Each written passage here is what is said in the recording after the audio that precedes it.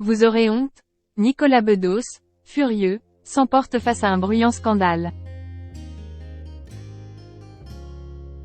L'affaire Bastien Vivès a ébranlé le monde de la bande dessinée mais pas seulement.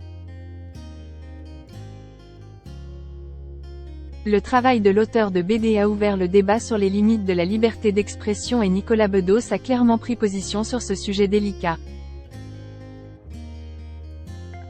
Nicolas Bedos est en colère, et quand ce sentiment monte en lui, le scénariste, réalisateur et acteur couche son énervement sur papier, ou plutôt sur Instagram. Il a saisi le réseau social pour donner son point de vue sur les affaires qui ébranlent le milieu de la bande dessinée. Un coup de gueule qui succède à un autre, celui sur la non-nomination au César de son dernier film, Mascarade.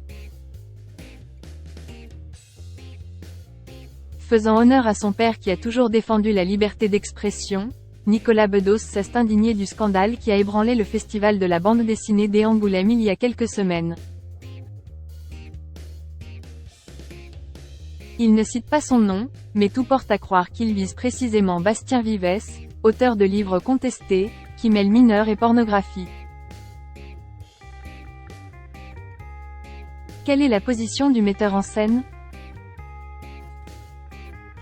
Il estime que celles et ceux qui veulent censurer l'artiste controversé auront honte dans quelques années, comme on a eu honte après avoir lynché Nabokov et sa Lolita.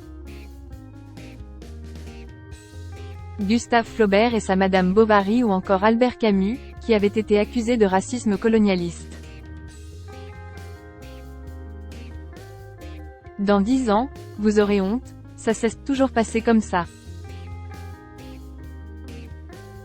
En dehors des lois encadrant ce qui n'est plus de l'art mais de l'appel à la haine, l'art est-il un sanctuaire?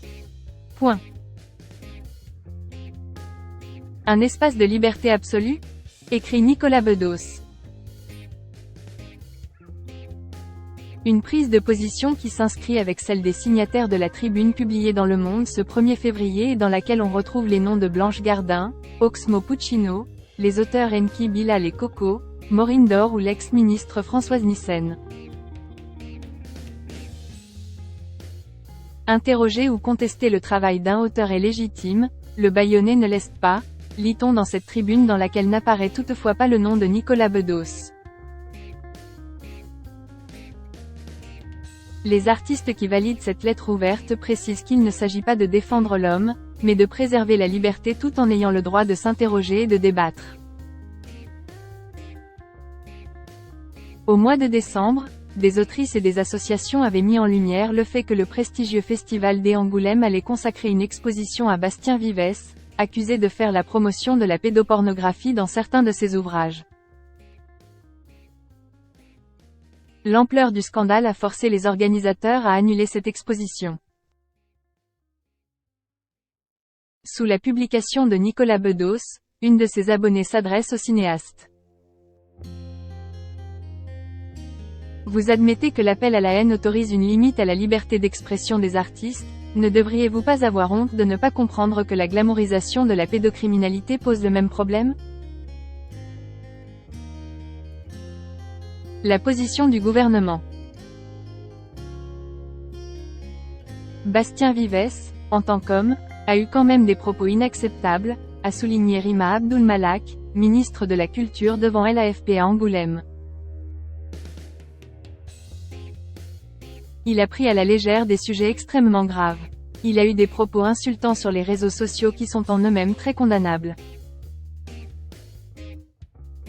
C'est normal, quelque part, que ces propos qu'il a tenus aient provoqué ce tollé, même des années plus tard quand ils ont été ressortis.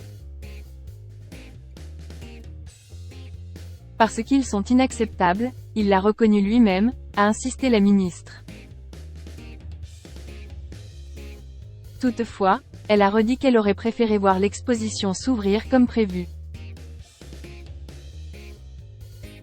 La difficulté c'est que ça s'est mélangé avec une exposition que personne n'avait vue. On ne saura jamais ce qu'il y avait dedans. Moi je trouve ça regrettable que les sujets se soient mélangés, a-t-elle expliqué.